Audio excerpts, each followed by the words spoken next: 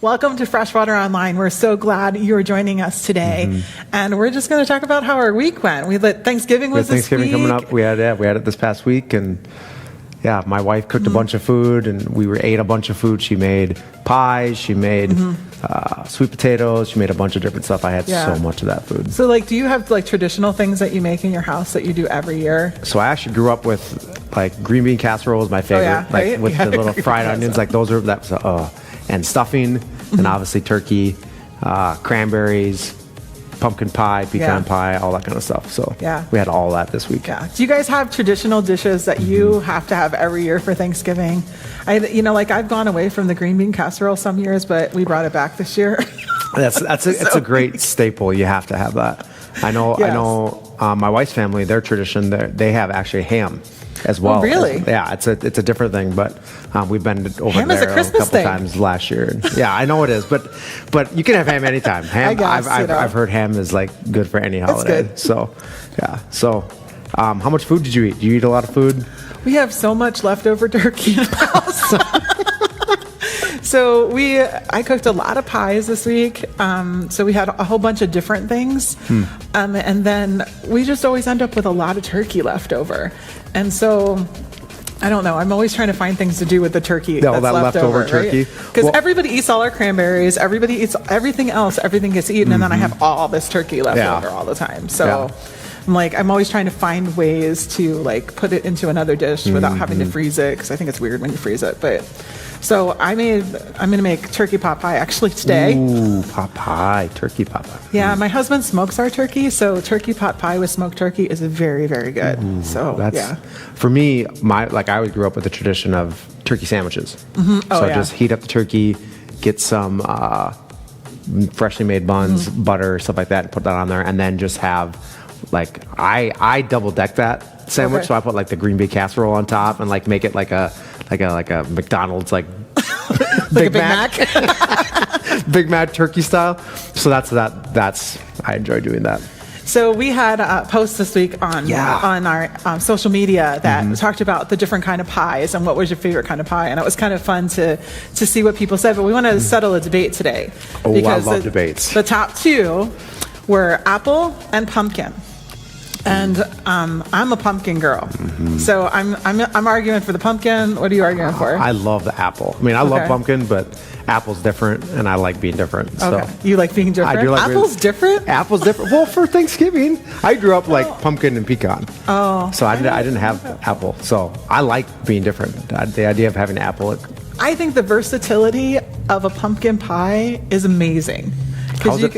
Because I don't do sugar, so I can make a sugar-free pumpkin pie really easy. I can also make cream cheese with my pumpkin pie. Ooh, and also it's all about the Cool Whip, people, right? The Cool Whip and the Ready Whip, and you get a piece of pie and the kids put a ton of Cool Whip on it or a Ready Whip, and that's the thing that they want. It's good for kids, it's good for adults. So we've always had pumpkin pie. That's my vote.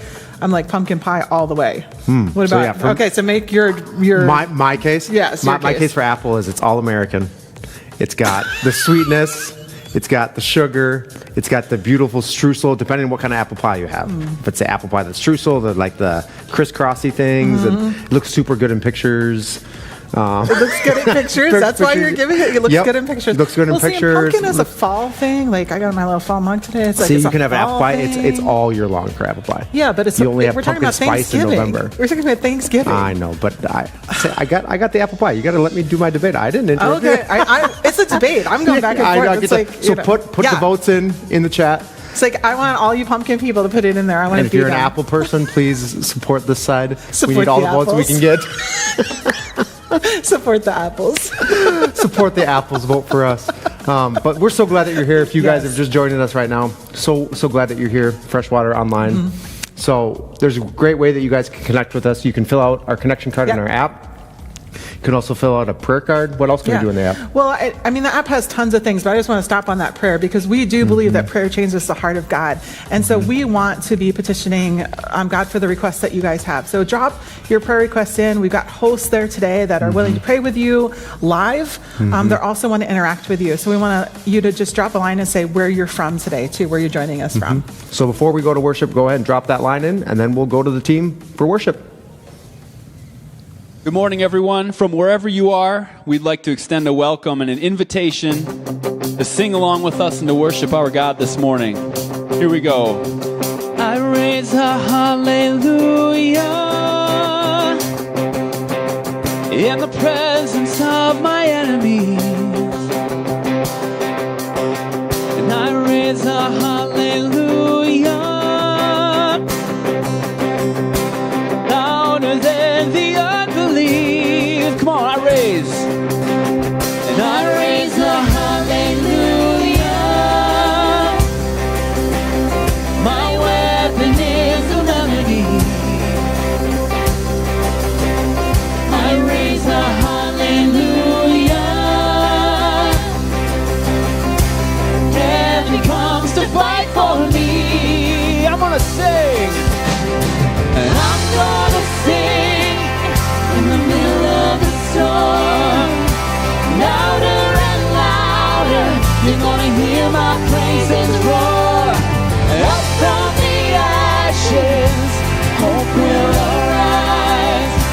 Death is defeated, the King is alive.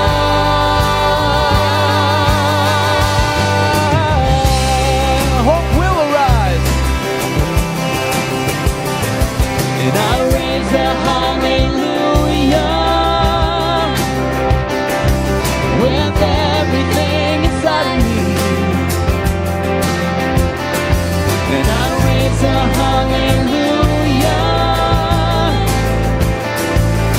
And I will watch the darkness flee. And I raise a hallelujah in the middle of the mystery. And I raise a hallelujah. Here you lost your hold on me. And I'm gonna sing in the middle of the storm. Louder and louder, you're gonna hear my praises roar. Up from the ashes, hope will arise. Death is defeated, the King is alive. Sing a little louder. Sing a little louder. Louder than the unbelief. Sing a little louder. Sing a little louder. Sing that again. Here we go. Sing a little louder. Sing a little louder. Sing a little louder. Sing a little louder. Sing a little louder. I'm gonna sing in the middle of a storm. Louder and louder, you're gonna hear my praises roar. And up from the ashes, hope will arise. Death is defeated, the King is alive.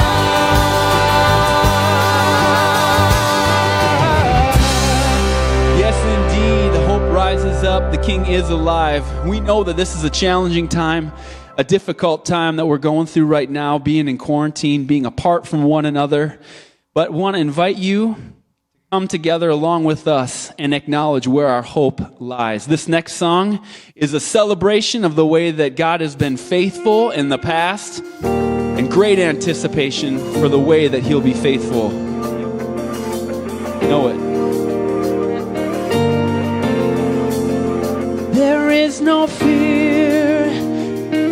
I believe, and there is no doubt, 'cause I have seen your faithfulness, my fortress, over and over.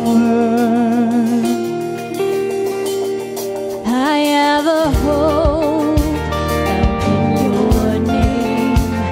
I have a strength found in your grace. The faithfulness, my fortress, over and over. Make me through the waters, walk me through the fire, do what you are famous for, what you are famous for. Shut the mouths of lions, bring dry bones to life, and do what you are famous for, what you are famous for. And I believe in you, God, I believe in you. Release your love inside of me. Unleash your power for all to see. Spirit, come and fall on us over and over. Make me through the waters, walk me through the fire, do what you are famous for, what you are famous for. Shut the mouths of lions, bring dry bones to life, and do what you are famous for, what you are famous for. You're God of exceedingly, God of abundantly, more than we ask or think. Lord, you will never fail. Your name is powerful, your word's unstoppable, and all things are possible in you. God of exceedingly, God of abundantly, more than we ask or think. Lord, you will never fail. Your name is powerful, your word's unstoppable, all things are possible in you. Make way through the waters, walk me through the fire, do what you are famous for, what you are famous for. Shut the mouths of lions, bring dry bones to life, and do what you are famous for, what you are famous for. And I believe in you, God, I believe in you. There is no fear, 'cause I believe. There is no doubt, 'cause I have seen your faithfulness, my fortress, over and over.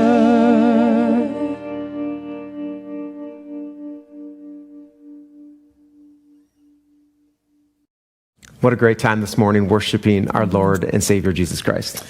And so earlier this week, Pastor Zach was on site and he has an exciting update for us. So we're going to check this out.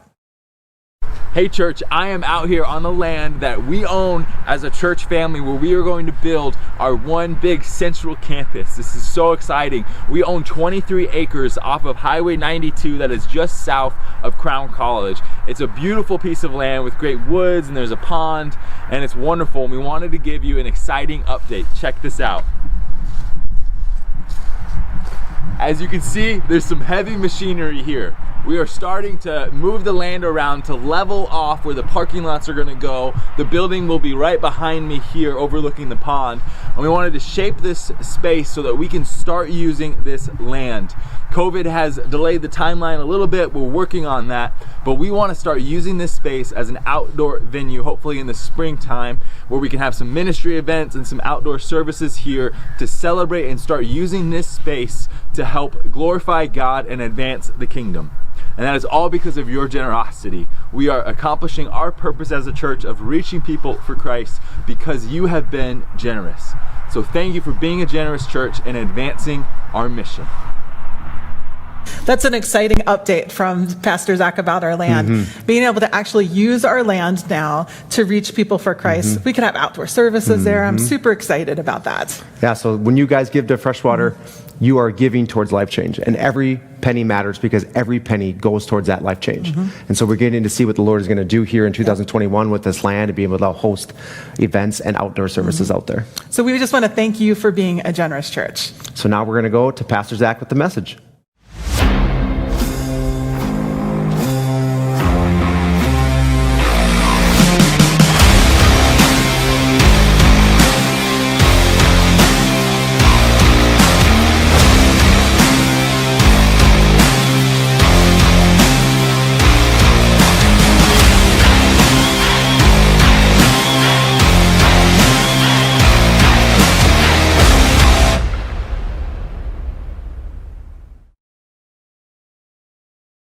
Hey church family, it is so good to be here with you today. If you were on the pre-service, you saw Marcus and Anna talking about their favorite types of pie and how you guys had commented on this week. I loved all the interactions, so funny. And I gotta add in and say that my favorite type of my favorite type of pie is pumpkin pie.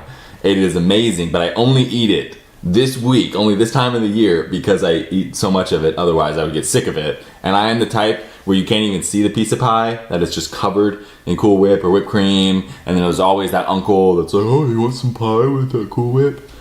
But that was the benefit of smaller gatherings this year. I didn't have to hear that when I had my gallon of whipped cream on top of a pie. But anyways, I loved seeing your guys' favorite type of pie. But today's message I am excited about because I have a good title for this message. And that seems random, but I usually don't have great titles. Pastor John always has these like catchy, cute titles he comes up with, and I always come up with mine like after the fact, and it's really wordy. But my title is good for today. I'm excited about it because it really hits home what we're talking about. And this is my title: Uncertain Certainty. Uncertain Certainty. And I thought I came up with that. I thought I was really clever, but then I Googled it, and there's books called that, there's websites and blogs and all of that. But it's important, and that's okay, because it comes out of this passage that we're going to look at today as we continue in our series through the book of James. This idea of uncertain certainty is what James is talking about and teaching us how to live with that. And it's so relevant for our lives today and what we're going through because we're living in very uncertain times. That the future is constantly changing, that things are closing down again heavily here, and some of you haven't been able to have stuff open, schools are going distance learning, right? We're facing all of these times, and it feels somewhat familiar because we went through the spring, but we're still not sure what's going to come in the next couple of months. And psychologically speaking, this is really draining on our brains when we live in this state of uncertainty. It's hard. Because our brains use our past experiences to make decisions for the future. And when the future is so uncertain and we can't do that, then we live in this restless state of more stress and higher anxiety. And so living in these uncertain times is draining. And we're frustrated by this. We're anxious. I feel this. You feel this. Man, I'm personally, I'm sick of this new normal. Like, can I get some old normal? Like, that sounds really nice. People keep saying these times are so unprecedented. I'm like, can I get some precedented times? Like, I'll take some of that. And that's what we're living in, this time of uncertainty. But how do we find some certainty amidst all of this? How do we set aside this stress and anxiety and have some trust in God and lean into the certainty of who God is? That's what James gets at in this passage. And so I think it's so relevant for us and what we're facing in these coming months. And I'm excited to share this message with you about this idea of uncertain certainty. Having certainty amidst the uncertainty around us. But I'm not just going to stay kind of in the mental part or look at this passage. I really want to drive this home practically. So towards the end of the message, I'm going to really practically give 3 steps on how you do this. How do you lean forward? How do you look forward in the future with this uncertain certainty? So if you have a Bible, I invite you to turn to James 4 as we jump into this passage. Or if you don't have a Bible, you can just read on the screen as it magically appears about right here. James 4 verse 13 says this: "Now listen, you who say, today or tomorrow we will go to this or to that city, spend a year there, carry on business, and make money. I love that. That was all of us back in January and February, making our summer plans and what we're going to do. And then March comes in verse 14. Why, you do not even know what will happen tomorrow. What is your life? You are a mist that appears for a little while and then vanishes. You are a mist that appears and then vanishes. When I first read that passage, like in the past when I've read this and when I first started studying it this week, it felt kind of like an insult from James. Like it feels like he's saying like, who are you? You don't matter. But as I reflected on his words more, and what he's really saying is not that we don't matter, but he's saying that life is short. That life is temporary. That life is not guaranteed. The way he phrases it could also be translated as saying, what is the character of your life? He's saying it's a mist. He's creating this word picture of smoke arising from a fire that you see it and it's there, but it's moving and then it's gone. He's saying that's a vapor, a mist, a smoke that is there and then gone the next second. He's saying that's what life is like. That it's short, that it's temporary, that it's not guaranteed. But what he's getting at is this mindset, this mentality that so many of us have where we think that life is guaranteed. We think that we're going to have a long life and we're going to be able to do exactly what we want. And we make these type of plans, how I'm going to go there, this city, I'm going to be there a year, I'm going to make money, it's going to be great, and I'm going to go over there. And it's not bad to make plans, that's not what he's saying. But he's saying that it's kind of arrogance to say that I'm going to exactly make this happen. What it is control that James is getting at. That when we live in this way, that I'm in control of everything, that I can speak with this guarantee about what's before me and make it happen, and I know that. And he's saying that that's not quite right. That life is actually short and temporary and not guaranteed.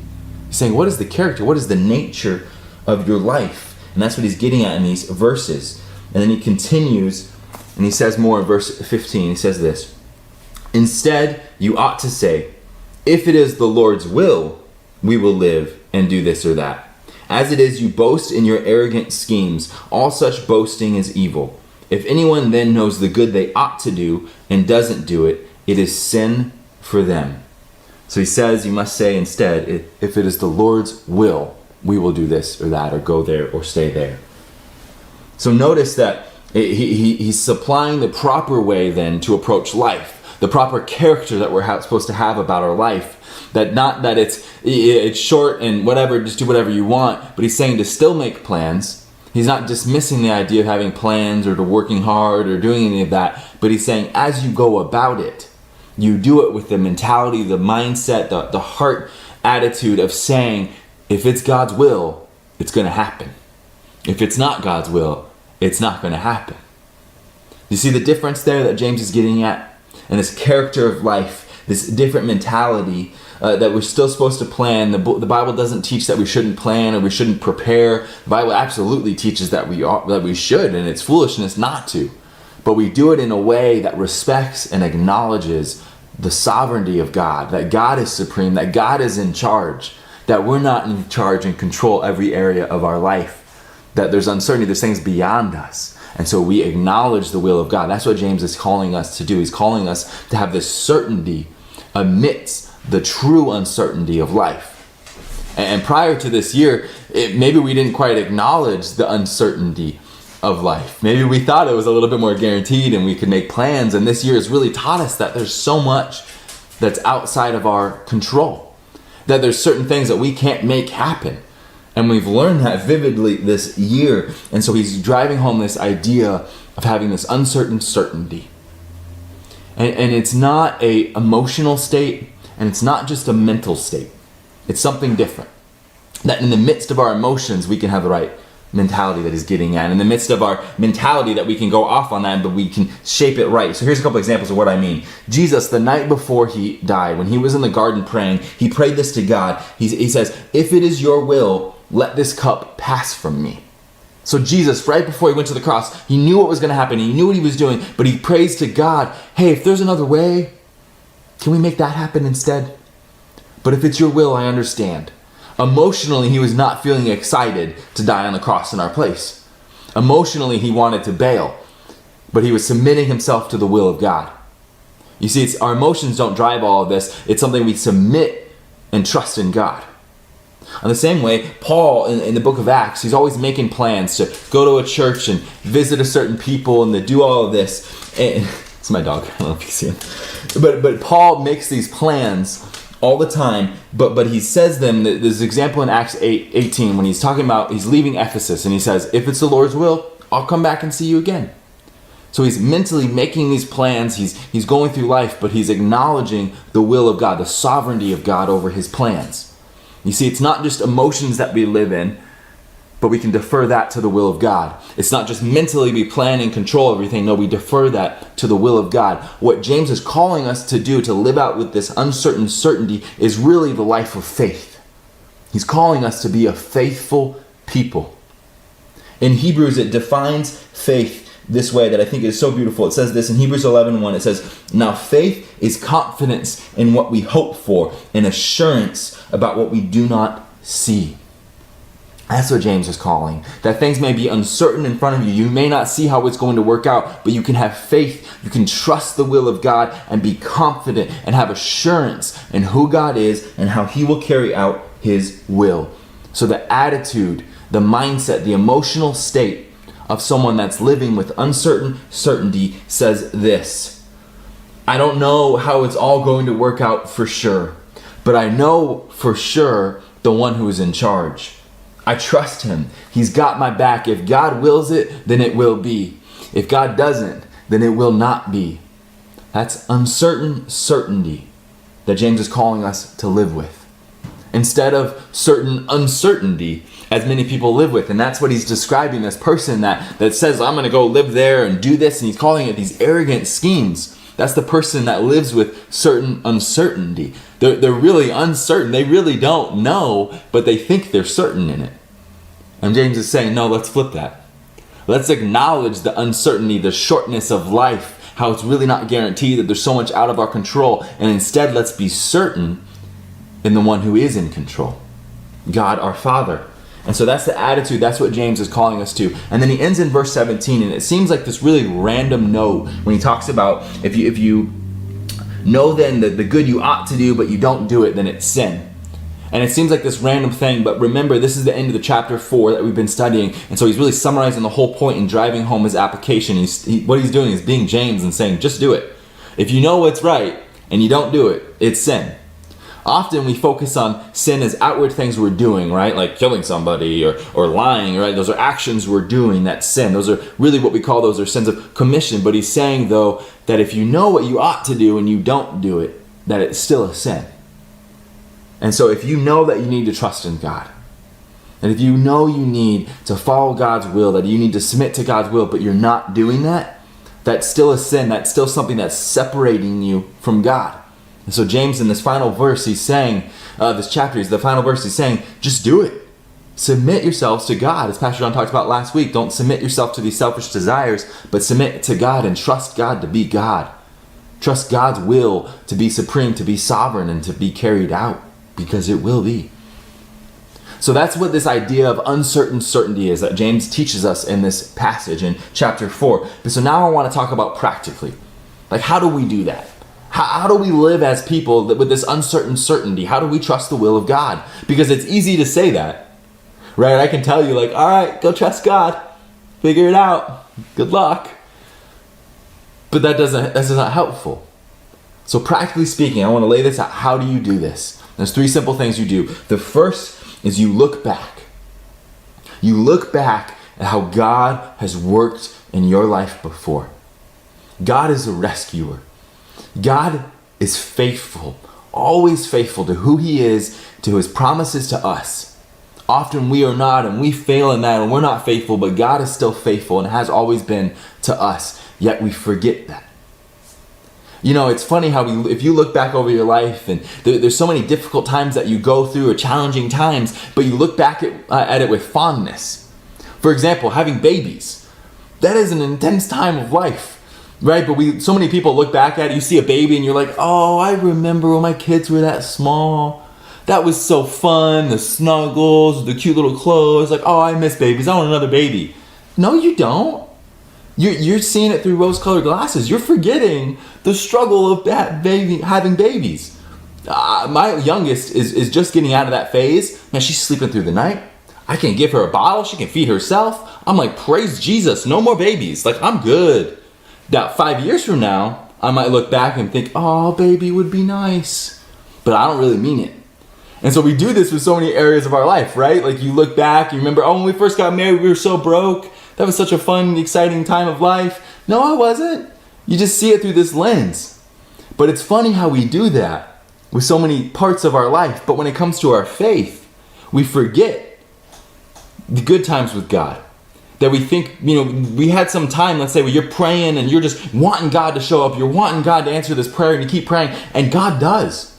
God shows up in a huge way. He makes it happen. He's faithful. And it's this amazing experience and you feel so close to God. But then you keep going through life and it kind of fades and you kind of forget.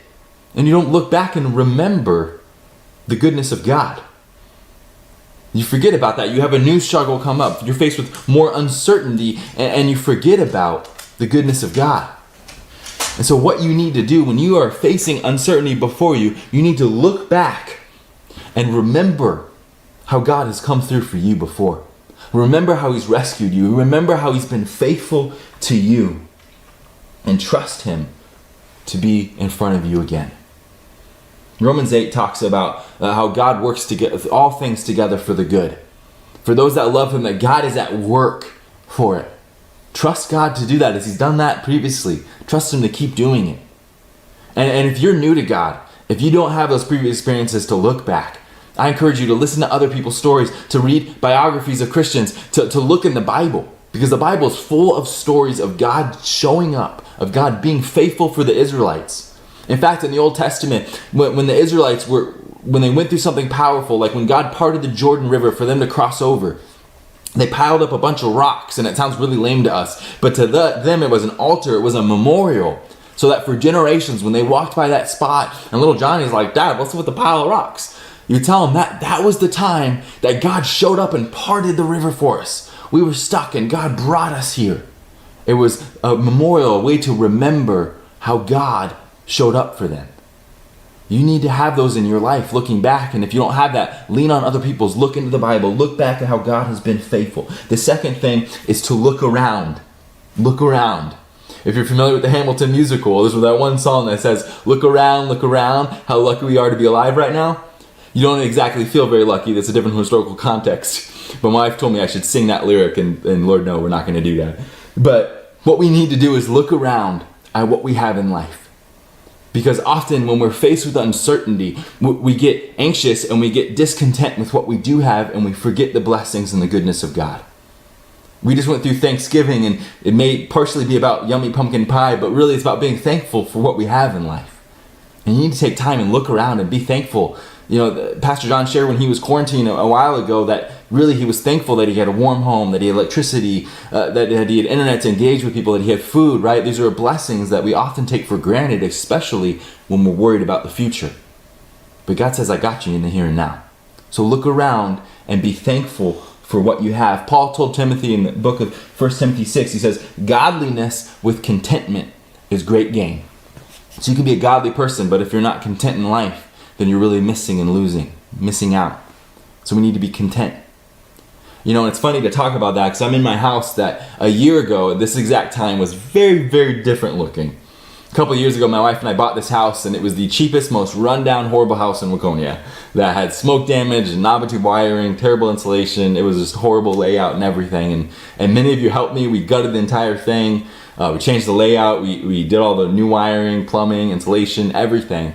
But this time, exactly a year ago, right before Thanksgiving, that Wednesday, I had all my rough-in inspections for all the plumbing, electrical. I passed all of that. And then on Monday, I was going to have the insulation inspection. And then on Tuesday, we had sheetrockers come in. It was the only thing we hired out. So I had to get all this insulation in, the vapor barrier, I had to get everything cleared out, and do a couple smaller things that I wanted done. And I thought, I got a long weekend. But it ended up being a whole lot more work than I thought it was going to be. In the 5 nights after Thanksgiving, I only got a total of 15 hours of sleep. It was miserable. And it got worse each night.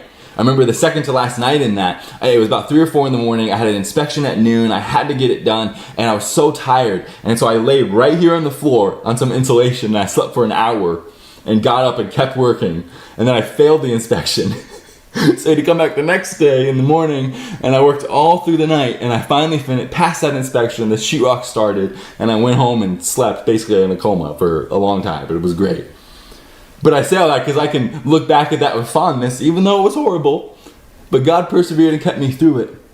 But I can look now and think, man, I gotta finish. I got the quarter round I gotta get in. The floating shelves aren't done in the kitchen. That's why we're not showing that angle. You know, the fireplace is missing the top of the mantle. The bottom's not finished, right? Like I can look at all these things that I still gotta do, and I can be just not content. I forget about how far we've come, and I can be worried about the future and how I'm gonna get it all done. And I forget the blessing it is to have our own place again and how thankful we are. You see, and we do this with our jobs too. You can be so discontent and frustrated worrying about a promotion or the future that you're not thankful for the job that you have now. We do this with our family, we do this with our neighborhoods. You do this in so many areas of life that we're worried about the future, that we're not content with where we are right now and with what we have. So look around and be content with what you have. Maybe make a honey thankful list instead of a honey-do list. And all the husbands said amen. The third and last thing is to look up. Get your eyes up. I had a buddy, my best friend growing up, that was my best man at my wedding. And I told this story before, I think, that he was on the Niners for a little bit. He had led the nation in sacks in college. He was an amazing football player. And he went to the NFL. He was a little undersized for DN. They tried him at linebacker. And he was on the Niners for training camp. And I went down. They were playing the Kansas City Chiefs. So I drove down to Kansas City to see my buddy play, and it was awesome. It was so cool. And after the game, he told me to go around the side to this special place where all the players and their family were in their bus and all that. And so I walked up to the gate, and there's the big bouncers, and I'm like, hi. And he's like, name, Zach Freitas. Looks at the thing, looks at me. You're not on the list. Travis Johnson? He's my buddy. Looks at him. Boom, Zach Freitas listed under that. They let me in. It was the coolest thing. There was like Patrick Willis and all these awesome 49er players, and I got to be with my buddy in this special VIP area. And my point is that it was my friend's name that got me access to that area. It wasn't my own name, my own credit, my own notoriety. No, it was a lacking of that. But because of my friend, I was able to go there. You see, because of Jesus, because of his name, because we follow him, that we have gained access to our Heavenly Father. Our Creator God Father that loves you, that is at work in your life. And often we just need to get our eyes up. And we need to look to him, to trust him, to be our Father, to come through. In Hebrews, I love this verse in Hebrews 12. It says, fix your eyes on Jesus, the author and perfecter of our faith. That means the author, he started this faith thing in your life. And he is going to perfect it. He's going to keep carrying it out. He's initiated it, and he's going to keep it going. And so we need to fix our eyes on Jesus, our big brother. We need to fix our eyes on our Father and trust him to be our Father, to come through. And some of you have had terrible dads.